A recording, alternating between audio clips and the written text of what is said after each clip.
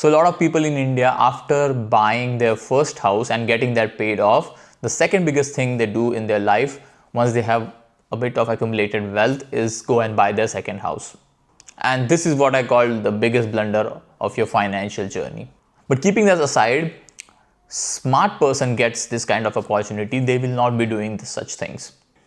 They will be thinking like an investor, or where I can get a lot of my returns back when I invest in something. Once your basic needs are met, what the rest you do is look for exponential opportunities. You don't look for safety nets or play the safest bet in the market. So in the next step, I'm going to discuss what are the smart people doing with their excess money in real estate.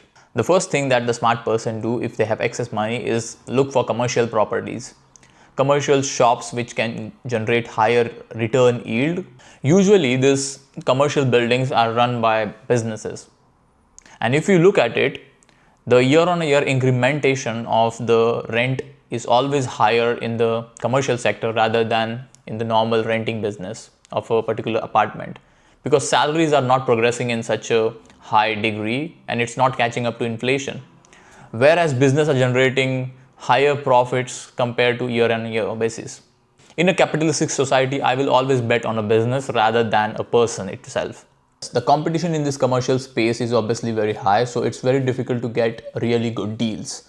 Sometimes the commercial properties or shops aligned to roads are pretty expensive itself. There is internal business lobbying also, where certain minority groups try to bid on those shops before a common person can get his hand on it. So it's a very close circle. If you can get into that close circle and buy some commercial property or a shop, it's a pretty interesting business opportunity for you. So here comes the second point, which is how to mitigate the expenses of a front facing shop or a commercial properties. Nowadays there is a very attractive concept called dark stores. Dark stores, as the name mentioned, are stores which are located not in the front facing side of commercial properties. They are maybe in the go down section or maybe in a particular alley where there is no proper road connections. So dark stores are something like that, which are not immediately customer facing or road facing properties, and they have a friction for direct consumers or customers to get into. But these stores have generated a different kind of opportunity, which is nowadays what we call Zepto, Blinkit. These quick commerce businesses use this kind of stores, local hubs where they store a lot of their products for quick deliveries. And this is a great opportunities. There are, I think, a lot of case studies where people are generating good profit around it, but maybe nowadays it may be saturated. I don't know. You have to look for it yourself. The third pretty common and very easy to understand thing is buying plots or buying barren lands near an industrial area. Because nowadays in the village side there are a lot of barren areas and there are a lot of factories also.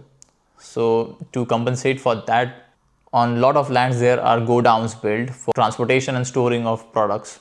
These go downs, based upon my research, are like highly cash flow businesses where you can extract your money out of it within like 4-5 years of doing or building something out of it. So you have to just invest 4-5 years of your worth of money, and after that it is a positive cash generating machine, and it creates a generational wealth that you will never be able to imagine. Other than that, there are a lot of other opportunities that you can look for. At least these are some few things which I have came across in my experience, and I felt that they are pretty lucrative if you find opportunities in certain aspects. Apartments has a pretty low standard of risk. That's why it's a very easy thing to do.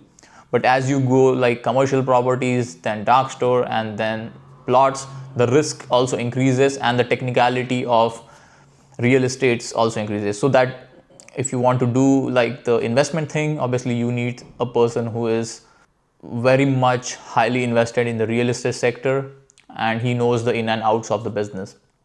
And you should always do a lot of back testing of your own financial models before you try to invest a lot of money in this. If you don't look for exponential opportunities, the next generation will suffer and their next generation will suffer. We can see that with every generation, the fundamentals of money is changing. In previous generation, gold real estate in terms of apartment was a pretty lucrative asset, but nowadays it is not. Nowadays we have to move away from those traditional ideologies and move into newer wealth generating machines. That's how the Western countries are sustainably generating profits generation after generation. And if you don't want your next generation to suffer financially, you should take some risk and safeguard the future of the next generation so they have a lot of other opportunities to look into. See you later.